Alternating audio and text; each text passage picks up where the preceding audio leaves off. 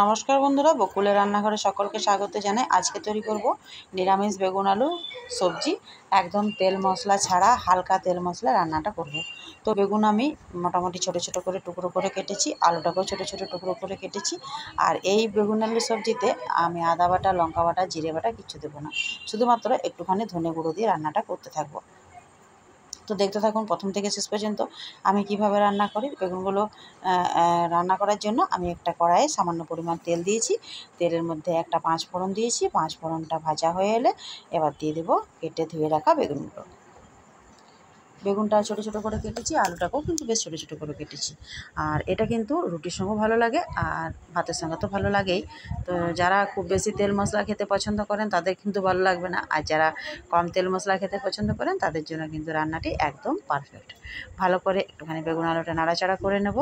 আর বেগুন আলু কিন্তু এমনিতেই কম মশলা দিয়ে ভালো লাগে, বিশেষ করে আমি একদম কম মশলা দিয়ে খেতে পছন্দ করি।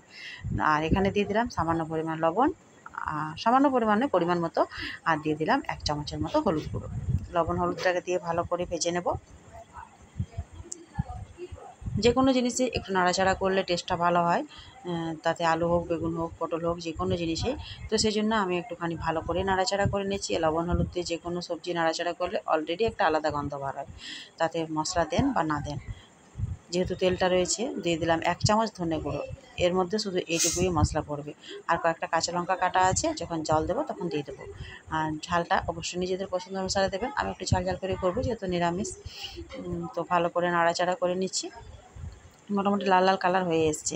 যদি এর মধ্যে টমেটো থাকে তো দিয়ে দেবেন, আর ধনেপাতা নামাবার সময় দিয়ে দেবেন। কিন্তু সত্যি কথা বলতে আমার কাছে আজকে টমেটো নেই আর ধনেপাতাও নেই, তার জন্য আমি একদম সাদা মাঠায় রান্নাটা করলাম। একদম মানে ঘরোয়াভাবে, ঘরোয়া উপায়ে, বা ছক্কা যাকে বলা হয়, বেগুন আলুর ছক্কা যেটা, সেটা করলাম।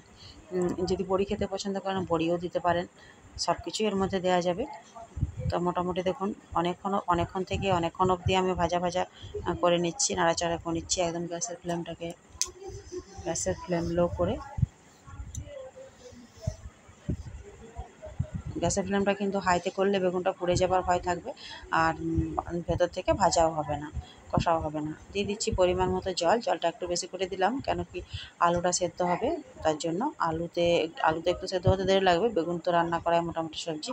এবার কাঁচা লঙ্কা কয়েকটা দিয়ে আর ঢাকা দিয়ে দেবো।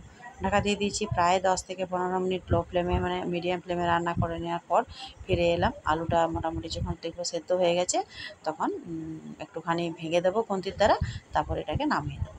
হয়ে গেল সহজ উপায় বেগুন আলু সবজি। মোটামুটি আমার সেদ্ধ হয়ে গেছে আলুটা, আমি দেখে নিলাম। যেহেতু আলু রয়েছে, আলুটা একটু ভেঙে দিলে আর বেগুনটাও একটুখানি ভাঙা, মানে খুন্তির দ্বারা ভেঙে দিলে বেশ মোটা হয়ে যাবে। আর এটা কিন্তু গ্যাসের ফ্লেমটাকে বন্ধ করে দিলে কিছুক্ষণ ঠান্ডা হয়ে গেলে কিন্তু সবজিটা বসে যাবে। তো আজকে এই পর্যন্তই, আমি নামিয়ে নিলাম।